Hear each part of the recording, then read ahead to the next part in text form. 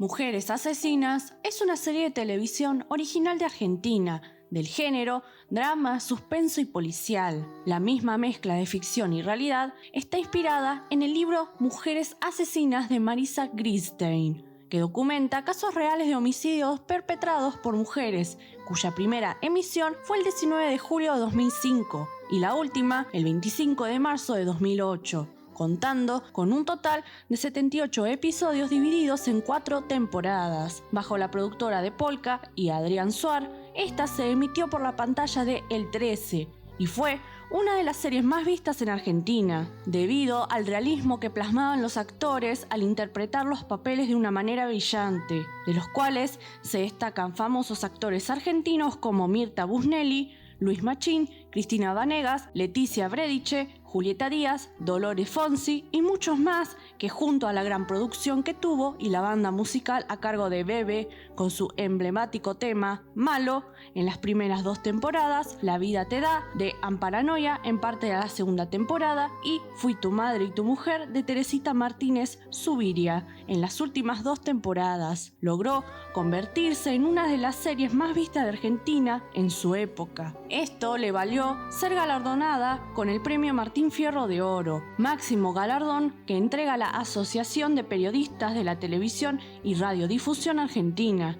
El formato fue vendido a Colombia, México, Ecuador e Italia, las cuales también sacaron sus versiones al aire. Lo más llamativo de esta serie fue que se inspiraba en casos totalmente reales, como ya mencioné, y seguramente alguna vez viéndola te preguntaste de dónde sacaron las historias. Bueno, en esta saga me dedicaré a contarles las verdaderas historias de las cuales se inspiraron las mujeres asesinas que vimos en pantalla. Como ya saben, la realidad supera la ficción. Es por eso que no podían dejar de plasmar en la pantalla estos casos, ya que fueron dignos de películas de horror y Polka lo hizo perfectamente, haciéndonos sentir todo lo que veíamos en cada capítulo. Así que sin más, comencemos con el capítulo de hoy.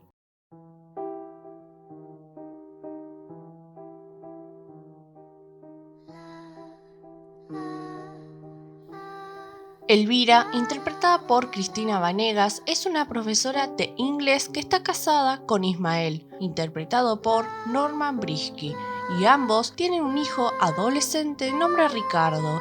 El problema comienza a surgir cuando Ismael obliga a que su hijo pierda la virginidad. Para ello, lo lleva a conocer a una prostituta. Ismael está convencido de que Ricardo debe primero aprender y para ello lo obliga a que lo vea teniendo relaciones con dicha mujer. Esto le genera cierto trauma a su hijo. Su madre se da cuenta de todo y su hijo se lo termina contando. Elvira le pide a gritos a su marido que no lo vuelva a hacer más, pero este le contesta insultándola hasta denigrarla por su contextura física, alegando que está vieja y acabada, que por eso buscaba afuera lo que no tenía en casa. El adolescente y Elvira se sienten avergonzados por las actitudes de Ismael y ya no saben más qué hacer, pero un día Ismael vuelve a llevar a su hijo al prostíbulo y este tiene que presenciar una escena de sexo explícito de su padre con la prostituta. La escena le da tanto asco que vuelve a contárselo a su madre y esta, decepcionada, pone fin a la situación. Nerviosa y sin saber qué hacer, empieza a tirotear a Ismael. Elvira R. o Elvira Relen, antes de conocer a Ismael, enviudó el día que cumplía 30 años. Su marido había sido atropellado por un taxi y esto le provocó la muerte. A partir de allí, Elvira nunca más festejó sus cumpleaños y por mucho tiempo se olvidó de los hombres. Se encerró en su viudez con resignación y se dedicó a dar clases de inglés en un colegio secundario. 8 años más tarde, su vida era más o menos la misma cuando, en un colectivo, conoció a Ismael, un carpintero de 45 años que construía muebles para una cadena de hoteles del interior. A Elvira le gustó a primera vista, además parecía ser de esos hombres que trataban como reinas a las mujeres, así que 5 meses después del primer encuentro, en el colectivo ya estaban casados. Elvira quedó embarazada cuando recién había cumplido 39 años. Su matrimonio la hacía medianamente feliz, aunque ya no tenía muchas expectativas. El matrimonio se había instalado en la casa de Ismael, cerca de Ezeiza, en una calle arbolada y modesta. Era un lugar sumamente tranquilo donde se oían mucho las aves. Elvira vivió su embarazo con emoción y poco antes de parir renunció a su trabajo. El bebé fue varón y se llamó Ricardo, como el padre de Ismael. Ella se dedicó completamente a su hijo. Tan encantada estaba con su nuevo rol de madre que no paraba de preguntarse cuántos chicos más podría tener. En cambio, Ismael no quería más hijos, ya que para él uno era más que suficiente. Elvira tenía muy presente lo que le había dicho su madre, que el nacimiento del hijo no tenía que interferir en la relación con el marido. Entonces, Elvira hacía lo que podía. Le seguía cocinando a Ismael lo que a él le gustaba, se acercaba a taller a cebarle mate y se le tiraba encima 1 o 2 veces por semana para mantener viva la sexualidad. Pero, en realidad, lo que ella quería era cocinar exclusivamente para su hijo, verlo jugar todo el día y la noche, acostarse en la cama a dormir para recuperarse del cansancio doméstico. Ismael no veía el sacrificio de Elvira, todo lo que ella hacía le parecía normal y poco. Los esfuerzos de Elvira por contentar al marido no hacía sino fastidiarlo. Cada uno sentía que se sacrificaba por el otro y los dos empezaban a estar hartos y asfixiados. Elvira había perdido su encanto a los ojos de Ismael, e Ismael había dejado de ser para Elvira un hombre cálido y comprensivo. Se había convertido en un problema. En ese clima familiar, Ricardo crecía y se transformaba en un nene consentido, solitario y algo miedoso. Elvira vivía agobiada ante la idea de que al chico le pasara algo y tenía una red protectora que era útil solamente para enfurecer a Ismael. No lo dejaba treparse a los árboles, ni subir a los techos, ni andar en bicicleta por la calle. Cuando fue más grande, le prohibió inscribirse en el club de rugby, lo convenció para que no jugara con sus amigos con una tabla de skate y para que no fuera con ellos de campamento. En pocas palabras, Elvira sobreprotegía en exceso a su hijo. Ismael, mientras tanto, había vuelto poco a poco a sus hábitos de soltero, que incluían encuentros con sus amigos, salidas a la cancha y prostitutas. A Elvira lo único que le importaba era criar a su hijo, conservar al esposo y estar tranquila en su casa. Ismael no estaba de acuerdo con la crianza del hijo, pero tenía la teoría de que los primeros años de los chicos eran responsabilidad de las madres. Igual, intentó convencerla de que lo mejor sería que Ricardo fuera aprendiendo los golpes para que más tarde supiera manejarse por la vida, pero Elvira no quería. Ese era tema de discusión siempre en la pareja. Cuando Ricardo estaba por cumplir 15 años, Ismael decidió que ya era hora de hacer algo. Lo llevó por primera vez al bar de los muchachos, y ahí, solo los dos, le propuso una conversación de hombre a hombre. Le preguntó de manera brutal si le gustaban las mujeres. Ricardo dijo tímidamente que sí, que estaba enamorado de una compañera que ya tenía novio. Ismael, aliviado por la noticia de que su hijo no era homosexual como él sospechaba, le empezó a dar consejos absurdos sobre las mujeres y la remató preguntándole si aún era virgen. Ricardo estaba atormentado. Negó con la cabeza. El padre, dando un golpe contra la mesa con la palma de la mano, pidió 2 vasos de vino tinto para festejar. Esa misma semana lo rescataría de la ignorancia sexual y lo llevaría a aprender, pero su forma sería completamente desagradable, traumática y asquerosa. Ricardo estuvo mortificado todos los días que siguieron al encuentro con el padre. Elvira advirtió que algo pasaba, desde que los dos habían ido a su charla de hombres. Lo primero que hizo fue preguntarle a Ismael. Él la miró con fastidio y le dijo que Ricardo ya era casi un hombre y que la etapa en la que ella imponía su criterio había terminado. Le explicó de pésimo humor que el hijo ya había crecido y que ella ya no servía para guiarlo en la vida. Esa tarde, Elvira habló con su hijo. Con tono despreocupado le preguntó si no le iba a contar que había hablado con su padre. El hijo, sobrepasado, dejó la guitarra, salió de su habitación y fue a encerrarse al baño. Un viernes, después de terminar con su trabajo, Ismael salió de la carpintería y fue directo a ver a su hijo. Le dijo que esa noche, después de comer, saldrían juntos. Entonces Ricardo se encerró en su cuarto a esperar la hora decisiva. Elvira en ese momento entendió todo. Supo que no podía hacer nada para cambiar las cosas y fue a preparar la cena, llorando en silencio. Apenas terminaron de comer, Ismael se levantó, se despidió de su mujer y llevó a su hijo a la calle. Llegaron a un edificio sórdido que estaba a unas pocas cuadras de la estación de trenes de Constitución. Tocó el timbre del portero eléctrico, se anunció y le abrieron. Cuando llegaron al tercer piso, la puerta estaba abierta. Ricardo vio a una mujer morocha con el pelo embadurnado con una pasta color caoba que le chorreaba por la frente. Se estaba tiñendo, en pocas palabras, y que estaba calentando unas empanadas en el horno. Su padre le dijo que era una amiga, y ésta les dijo que esperaran a Susi. Ricardo estaba asqueado por la mezcla de olor a tintura y empanadas. Los nervios, además, lo enloquecían. Su padre en ningún momento le había explicado qué iba a pasar en esa casa, qué tendría que hacer y con quién. Unos minutos después, se abrió una puerta y entró Susi, en bombacha y remera. Susi miró a Ricardo de reojo y fue directo a saludar a Ismael, con un beso en la boca. Ricardo se puso en guardia, adoraba a su madre y no podía tolerar imaginarla durmiendo en su casa mientras su padre estaba con otra mujer, teniéndolo a él como testigo. Sin embargo, no supo cómo reaccionar. Se quedó sin abrir la boca mientras Susi se sentaba en la falda del padre. Susi empezó a frotarse contra él, que enseguida la empujó para levantarse de la silla. Entonces miró a su hijo y, señalando a Susi, le dijo que esa mujer le iba a enseñar lo que había que saber. Susi se acercó a Ricardo, lo agarró de un brazo y lo llevó a un cuarto que había al costado de la cocina. Ismael fue con ellos. De pronto, Ricardo vio con asombro que su padre empezaba a sacarse la ropa. Desconcertado, fue hacia la puerta para dejar solos a su padre y a Susi. En el fondo, estaba aliviado porque no tendría que hacer nada con esa mujer desagradable. Sin embargo, dudaba.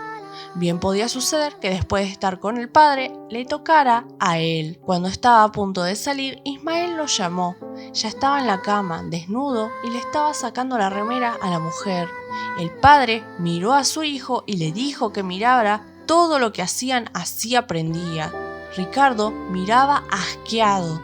La escena que presenció él aquella noche fue totalmente grotesca y traumática. Él pensó que le tocaría esa noche a él tocar a esa mujer que estuvo con su padre, pero no fue así. Esa noche, él fue un simple espectador. Al volver a casa, la madre los recibió en gamisón, con la cara hinchada por haber llorado. Abrazó al hijo, que no pudo mirarla a los ojos. Sentía que había participado de una traición imperdonable. Al día siguiente, Elvira esperó a que su marido fuera a la carpintería y decidió hablar con el hijo, que estaba preparándose para ir al colegio. Estaba convencida de que Ismael lo había llevado con una prostituta, lo cual era obvio, pero ni siquiera imaginaba cómo fue todo en realidad. Creía que le había conseguido una cita y que él se había limitado a pagar y a esperar afuera mientras él debutaba. Quería, sin embargo, saber más. Si el hijo se había cuidado, por ejemplo. Ricardo no quería hablar del tema porque se sentía culpable por no haber actuado a favor de su madre, obligando a su padre a mantenerse fiel, pero no fue capaz de sostener su secreto por mucho tiempo. 2 días después le contaba a Elvira con todo detalle lo que había pasado esa noche. Elvira no podía creer lo que escuchaba. Nunca jamás había escuchado un relato semejante. Volvió a preguntarle a Ricardo si estaba seguro de lo que decía. El hijo le contestó que sí, aliviado al ver que su madre lo perdonaba y dirigía su furia hacia el padre. Esa misma noche, Elvira mandó al hijo a visitar a una tía y encaró a Ismael. La pelea fue brutal. Ismael le dijo a su esposa que era una mujer inútil, metida y vieja que ya no le excitaba. Elvira le dijo que se quería separar, pero la respuesta fue un puñetazo en el estómago que la dejó sin aliento. Cuando recuperó el aire y pudo hablar, Elvira se sentó en su cama y no mencionó el golpe ni la pelea. Solamente le dijo que no volviera a llevar a Ricardo al departamento de su amante. Elvira e Ismael siguieron durmiendo juntos, pero apenas se hablaban. Ella evitaba tenerlo cerca y pasaba horas mirando por la ventana sin siquiera moverse. Ricardo se daba cuenta de que su madre sufría y pasaba con ella buena parte de su tiempo libre. Elvira empezó a tenerle miedo a su marido. Temía que Ismael, viendo que Ricardo estaba cada vez más apegado a ella, tomara alguna represalia, que la golpeara o que directamente volviera a llevar al hijo al mismo lugar.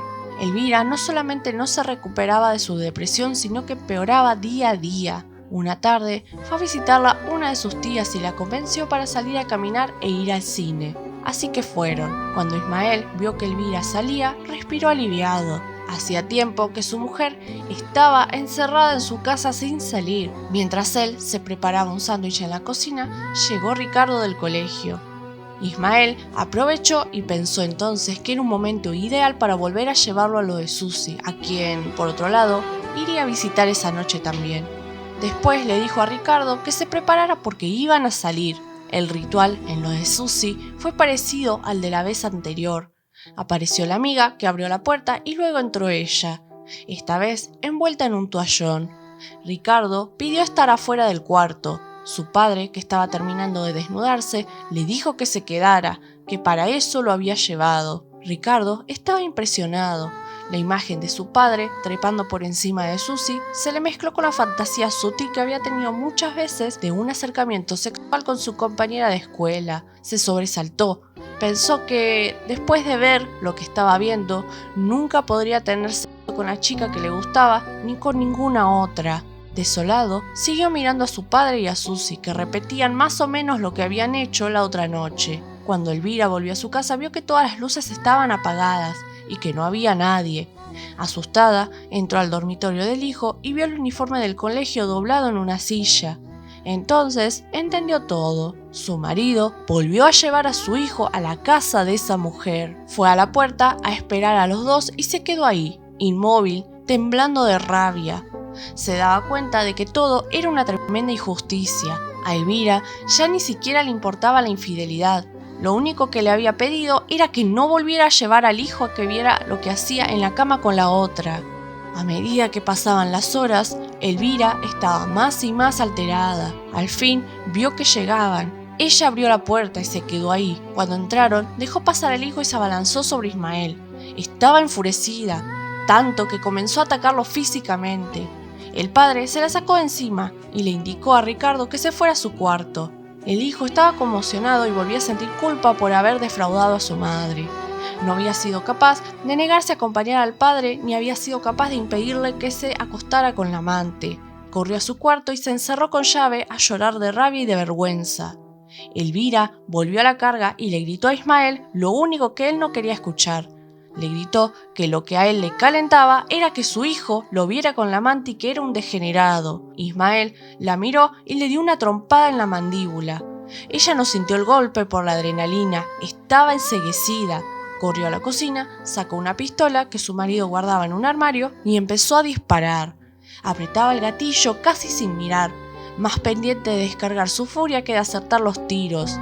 Estuvo disparando casi en trance hasta vaciar el cargador. Cuando dejó el arma, su marido estaba herido pero vivo, con los ojos abiertos, la espalda apoyada contra una pared y las piernas en el piso. Lo habían alcanzado 3 disparos, 2 en el pecho y 1 en la pierna. Los peritos encontraron después 11 balas más por toda la cocina. Ricardo salió de su cuarto y se enfrentó con el horror. Llamó a unos vecinos que a su vez se encargaron de pedir una ambulancia, avisar a la policía y tratar de detener las múltiples hemorragias de Ismael. Mientras tanto, Ricardo intentaba reanimar a Elvira, que no decía ni una sola palabra y se frotaba una mano contra la otra. Estaba como en estado de shock. Le decía a la madre que había hecho bien, que su padre tenía la culpa de todo, que la quería y que por favor le dijera algo, pero Elvira dejó de hablar. Elvira, con 64 años, quedó detenida esa misma noche. No pudo declarar porque estaba completamente muda.